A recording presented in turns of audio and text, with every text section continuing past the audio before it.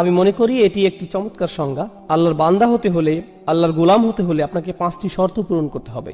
আল্লাহর দাসত্ব কবুল করতে, ইতাআত, দাসত্ব পুরোপুরি মেনে নিতে হবে। যদি এমন হয় যে আপনাকে আল্লাহর দাসত্ব মেনে নিতে হচ্ছে, সাথে অন্য কোনো কিছুর দাসত্ব মেনে নিতে হচ্ছে, তাহলে আল্লাহর দাসত্ব আপনাকে প্রথমে কবুল করতে হবে। আপনি আল্লাহর সৃষ্ট কোনো কিছুর কথা মেনে নিতে পারবেন যদি আপনি একই সাথে আল্লাহর দাসত্ব মেনে নেন। অন্যভাবে বললে, আপনি যদি আল্লাহর কোনো সৃষ্টির কথা মেনে নেন কিন্তু একই সময় আল্লাহর অবাধ্যতা করেন, তাহলে আপনি আর আল্লাহর বান্দা হিসেবে গণ্য হবেন না, কারণ আপনি ইতোমধ্যে শিরক করে ফেলেছেন। লা তাআতা লিমাখলুকিন ফি মাসিয়াতিল খালক। স্রষ্টার অবাধ্যতা হয় এমন কোন ক্ষেত্রে সৃষ্টির আনুগত্য করা হয় না, এটা হতে পারে না। গোলাম হিসেবে এটা করা যাবে না। তো প্রথম বিষয়টি হচ্ছে ইতাআত। দ্বিতীয় বিষয়টি হচ্ছে ভালোবাসা, হুব। আমাদের অন্য সকল কিছু থেকে বেশি আল্লাহকে ভালোবাসতে হবে। ওয়াল্লাযীনা আমানু আশাদ্দু হুব্বাল লিল্লাহ। যারা বিশ্বাস করে তারা আল্লাহর ভালোবাসায় দৃঢ়। একই সূরাতে আল্লাহ বলেন, ওয়ামিনান নাসি মান ইয়াত্তাখিযু মিন দুনিল্লাহি আনদাদা ওয়া ইউহিব্বুনাহুম কাহুব্বুল্লাহ। মানুষের মধ্যে এমন রয়েছে যারা আল্লাহর সমকক্ষ দাঁড় করায়। তারা তাদের এমন ভাবে ভালোবাসে যেভাবে আল্লাহকে ভালোবাসে, কিন্তু যারা বিশ্বাস করে তারা আল্লাহর ভালোবাসায় দৃঢ় থাকে। অন্যভাবে বললে, আমাদের ভালোবাসা আছে আমাদের পিতামাতার প্রতি, ভাই বন্ধু, সন্তান সন্ততি, জীবন সঙ্গী, ধন সম্পদ ইত্যাদি সকল কিছুর প্রতি, কিন্তু এগুলো কোনোটাই আল্লাহর ভালোবাসার ঊর্ধ্বে নয়। সকল ভালোবাসাই থাকে আল্লাহর প্রতি ভালোবাসার অধীন। আর আল্লাহকে ভালোবাসার পর আসে তার বার্তাবাহকের প্রতি ভালোবাসা, সাল্লাল্লাহু আলাইহি ওয়াসাল্লাম। দ্বিতীয় বিষয়টি ছিল ভালোবাসা। তো এখন পর্যন্ত আমরা দুইটি বিষয় নিয়ে আলোচনা করেছি, দাসত্ব স্বীকার ও ভালোবাসার প্রকাশ। তৃতীয়টি হচ্ছে তাওয়াক্কুল। সৃষ্টিকর্তার উপর আমাদের ভরসা রাখতে হবে। নিজেকে যখন আমি তার দাস হিসেবে স্বীকার করে নিয়েছি এবং তাকে যখন স্রষ্টা হিসেবে কবুল করে নিয়েছি, তখন তিনি যাই আদেশ নির্দেশ আমার প্রতি করুক না কেন, ভরসা রাখতে হবে যে সে সকলগুলো অবশ্যই আমার জন্য উত্তম। যে অবস্থাতেই তিনি আমাকে নিপতিত করুন না কেন, তার উপর ভরসা রাখতে হবে। ভরসা রাখতে হবে যে যদি আমি তার কথা মেনে নেই, তাহলে তার কোনো আদেশ আর আমার জন্য যত কঠিন হোক না কেন, সেটাই উত্তম পন্থা। ইউরিদুল্লাহু আন ইউখাফফিফা আনকুম। আল্লাহ তোমাদের জীবন সহজ করতে চান, তোমাদের বোঝা হালকা করতে চান। আমরা ভাবি যে আল্লাহর কথা মেনে নিলে জীবন কঠিন হবে, আর তার অবাধ্য হলে জীবন সহজ হয়। আমাদের অনেক সময় এমন হয় যে আমরা চিন্তা করি, আহা, সবকিছুই শুধু হারাম, এত কঠিন, ইসলাম খুবই কঠিন। আল্লাহ বলছেন, না, আমি আসলে তোমাদের ইসলাম দিয়েছি যাতে তোমাদের জীবন সহজ হয়। আর আমাদের অবশ্যই বিশ্বাস করতে হবে যে এটা সত্য। আল্লাহর উপর আমাদের ভরসা রাখতে হবে, তাওয়াক্কুল থাকতে হবে। তো আমাদের হলো দাসত্ব, ভালোবাসা এবং ভরসা। চতুর্থ বিষয়টি হচ্ছে আন্তরিকতা বা অকৃত্রিমতা। যখন আমরা কোনো কিছু করি, বিশেষ করে সেটা যদি ইবাদতের বিষয় হয়, আমাদের সেটা শুধুমাত্র আল্লাহর জন্যই করতে হবে। আপনি আল্লাহর সাথে অন্য কোনো বিষয় একত্র করতে পারবেন না। যেমন ধরুন, আপনি মসজিদে দান করবেন, যদি সাথে এমন চিন্তাও রাখেন যে একটু নামও হবে আর হ্যাঁ দানও হবে, এভাবে নিয়ত মিশ্রণ ঘটাতে পারবেন না। সেটা আলাদা যে দান করলে হয়তো আপনার কিছুটা নামও হবে, কিন্তু মনে যদি আগে থেকে খ্যাতির লোভ থাকে, তাহলে আপনার দান বৃথা। আপনার লক্ষ্য শুধুমাত্র আল্লাহর জন্য হতে হবে। আল্লাহ তার জন্য করা নিয়তে অন্য কারো অংশগ্রহণ করা পছন্দ করেন না, বিন্দু পরিমাণও না। আর তিনি আমাদের থেকে যা চান, ইন্না সলাতি ওয়া নুসুকি ওয়া মাহইয়ায়া ওয়া মামাতি লিল্লাহি রব্বিল আলামিন। এই আন্তরিকতার ব্যাপারে আগের সূরাতে আলোচনা হয়েছে। ফাসাল্লি লিরাব্বিক, তোমার রবের প্রতি আন্তরিকতার সাথে সালাত আদায় করো। আল্লাহর জন্য কোনো কিছু করার ক্ষেত্রে আমাদের নিয়তকে পরিশুদ্ধ করতে হবে। মাঝে মাঝে ধরুন, এটা যদিও একটু বাইরের আলোচনা কিন্তু গুরুত্বপূর্ণ, আমরা বিভিন্ন ভাবে দ্বীনের জন্য কাজ করি। কেউ হয়তো মসজিদে সরাসরি সেবাদান করে, কেউ হয়তো মসজিদ কমিটিতে কাজ করে, কেউ হয়তো দাওয়াতি কাজ সম্পন্ন করে, কেউ ইসলামী স্কুল পরিচালনা করে, অথবা কেউ ইসলামিক ওয়েবসাইট চালাতে সহায়তা করে। যেটাই হোক, যেভাবেই হোক, আমরা দ্বীনের জন্য করি কোনো না কোনো উপায়। কাজের শুরুতে আমাদের নিয়ত শুধু আল্লাহর জন্যই থাকে, কিন্তু সময় পার হলে আমাদের মনে বিভিন্ন চিন্তার উদ্রেক হয়। আমরা বলি, মানুষ আমার কথাই শুনছেন, আমার এখানে প্রধান হওয়া উচিত, আর আমাদের আমিত্ব বোধ জাগ্রত হয়। মানুষদের অবশ্যই আমার কাজে স্বীকৃতি দিতে হবে। এখন তো কেউ আমার প্রশংসাই করছে না, লোকজন আমার মতের মূল্যায়নই করছে না, আর এতদিন যা কিছু করেছি কিছুই আমলে নিচ্ছে না। এখন বলুন, আমাদের এই কাজ আল্লাহর জন্য নাকি মানুষের স্বীকৃতির জন্য? আর এভাবে আমাদের মনে যা ঘটে সেগুলো কেউই তেমন ভাবে লক্ষ্য করে না, অথচ সময়ের সাথে এভাবেই নিয়ত পরিবর্তিত হতে থাকে। আপনি সততার সাথে আল্লাহর জন্য শুরু করেন হয়তো, কিন্তু সময়ের সাথে আন্তরিকতায় ভাটা পড়ে। আমাদের অবশ্যই ইখলাস বজায় রাখতে হবে, সেই আন্তরিকতা ধরে রাখতে হবে।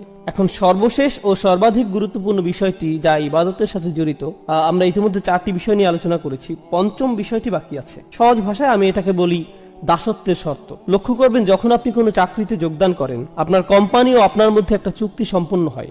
চুক্তিতে বলা থাকে আপনি কোম্পানির জন্য কি কি করবেন এবং কোম্পানি আপনার জন্য কি কি করবে। একইভাবে স্বামী স্ত্রীর মধ্যেও চুক্তিনামা থাকে। আমি তোমার জন্য এগুলো এগুলো করব, তুমি আমার জন্য এগুলো এগুলো করবে। চুক্তিনামা, শর্তের আদান প্রদান। একইভাবে সন্তান এবং মা বাবার মধ্যে অধিকারের বিষয় থাকে, এগুলো আমাদের অধিকার, এগুলো তোমাদের অধিকার। এখানেও আদান প্রদান হচ্ছে, পরস্পর বোঝাপড়া এখানেও দেখা যাচ্ছে। যে কোনো রাষ্ট্র বা সরকারের সাথে সেখানকার জনগণের একই ধরনের বোঝাপড়া হয়। তোমরা এই পরিমাণ কর দিবে, এই আইন কানুনগুলো মেনে চলবে, বিনিময়ে আমরা তোমাদের এই সেবা দিয়ে যাব।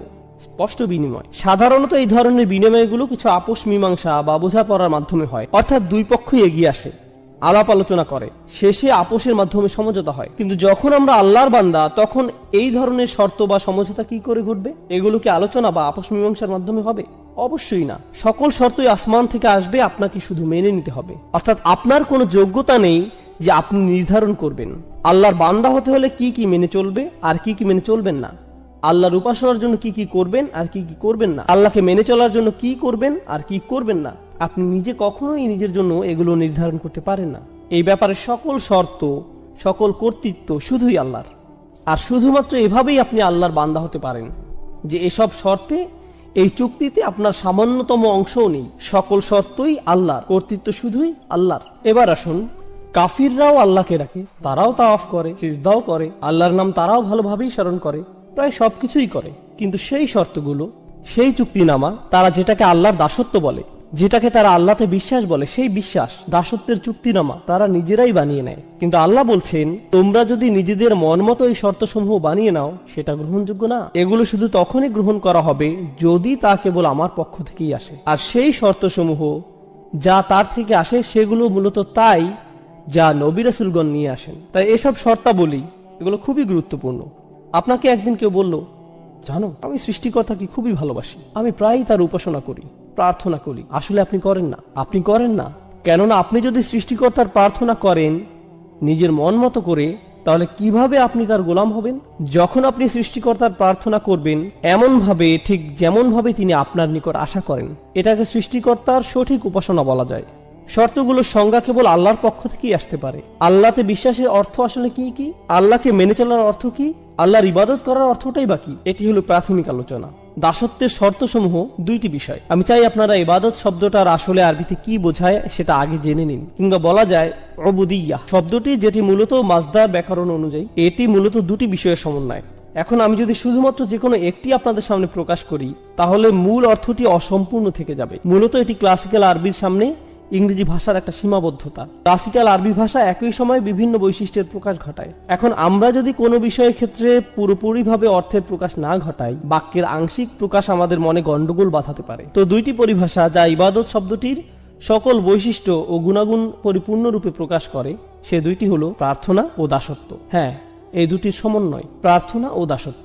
আমরা সাধারণত যে কোনো একটি গ্রহণ করে থাকি, কিন্তু ইংরেজিতে দুইটি সম্পূর্ণ আলাদা শব্দ, যা ক্লাসিক্যাল আরবিতে একটি শব্দে প্রকাশ পায়, ইবাদাহ এবং উবুদিয়্যাহ। তাই যখন আল্লাহ রাসূল সাল্লাল্লাহু আলাইহি ওয়াসাল্লাম বলেন লা আ'বুদু মা তা'বুদুন, এর মানে শুধুমাত্র এই না যে আমি প্রার্থনা করব না, বরং এর মানে এও দাঁড়ায় যে আমি দাসত্ব স্বীকার করব না, আমাকে তোমরা গোলাম বানাতে পারবে না। খুব সংক্ষেপে আমি আপনাদের প্রার্থনা এবং উপাসনা করা এবং দাসত্বের মধ্যকার যে পার্থক্য সেটি দেখিয়ে দিতে চাই। যখন মাগরিব আসলো, আমরা আল্লাহ তাআলাকে স্মরণ করছি, প্রার্থনা করছি। যখন এশার সালাতের সময় আসবে, আমরা আল্লাহর প্রার্থনা করব। কিন্তু এই দুই নামাজের মাঝখানে সময়ে আমরা কি করি? এই দুই নামাজের মাঝখানে যখন আমরা ছিলাম, এই দুই নামাজের মাঝখানে আমরা ছিলাম আল্লাহর দাস। যখন আপনি ঘুমাচ্ছিলেন তখন আপনি প্রার্থনা করছিলেন না, কিন্তু ঠিকই আপনি ছিলেন তখন আল্লাহর দাস। যখন আপনি ঘুম থেকে উঠলেন, দাঁত ব্রাশ করলেন, নাস্তা করলেন, আপনার কাজে যাওয়ার জন্য গাড়ি ড্রাইভ করলেন, সে সময় আপনি প্রার্থনা করছিলেন না, কিন্তু তাহলে আপনি কি করছিলেন?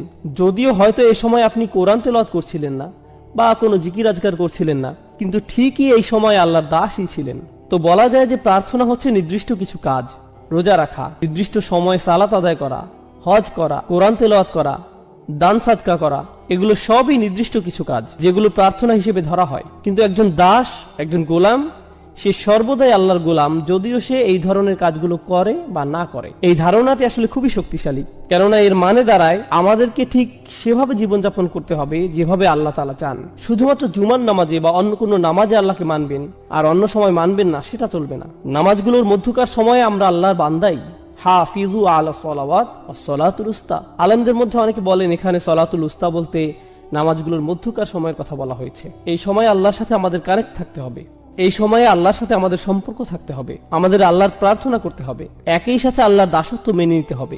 এখন আমরা হয়তো অনেকেই আল্লাহর প্রার্থনা ঠিকভাবেই করি, কিন্তু দাসত্বের ক্ষেত্রে, যেমন হয়তো আপনি আসরে নামাজ পড়েছেন, কিন্তু এখন ভাবছেন সময় তো আছে, একটু মুভি দেখা যায়, মাগরিব চলে আসলো, হ্যাঁ মাগরিবের নামাজেও চলে আসছেন, কিন্তু এভাবে আপনি শুধু প্রার্থনা করছেন, দাসত্বের শর্তে টিকছেন না, আল্লাহর বান্দা হতে পারছেন না।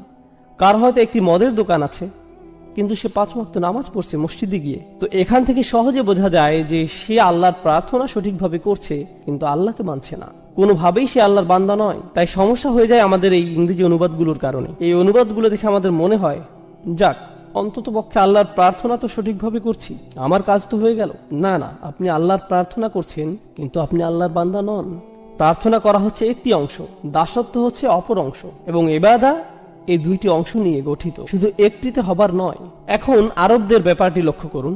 আরবদের দুটি সমস্যা ছিল। প্রথমটি হচ্ছে তারা আল্লাহর প্রার্থনায় বিমুখ ছিল, তবে এর চাইতে বড় সমস্যা, তারা আল্লাহর দাসত্ব মেনে নিতে রাজি ছিল না। এই সূরাটি এই দুইটি সমস্যা নিয়ে আলোচনা করছে। আমাদের এই সমস্যা দুটি স্পষ্টভাবে চিহ্নিত করে নিতে হবে।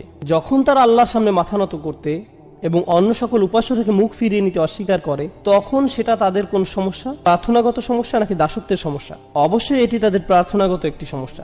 কিন্তু যখন তারা ইয়াতিমদের দূরে ঠেলে দেয়, যখন তারা নারী শিশুদের হত্যা করতে বিরত থাকে না, যখন তারা গরিব দুঃখীদের দিকে ফিরেও তাকায় না, যখন তারা ন্যায় বিচার থেকে নিজেদের দূরে সরিয়ে নেয়, যখন তারা বিনা অপরাধে মানুষ হত্যা করে, যখন তারা কৃতদাসদের উপর অমানবিক অত্যাচার করে, তখন তারা আসলে কিসের সাক্ষ্যদান করে? তারা মূলত আল্লাহর দাসত্বকে প্রত্যাখ্যান করে। আল্লাহর বান্দার ন্যায় জীবনযাপন তারা কোনো আগ্রহ দেখায় না।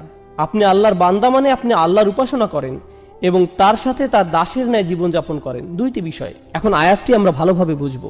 লা আ'বুদু মা তা'বুদুন, এখানে লা আ'বুদু অর্থাৎ আমি দাসত্ব করব না এবং আমি প্রার্থনা করব না যার ইবাদত তোমরা করছো।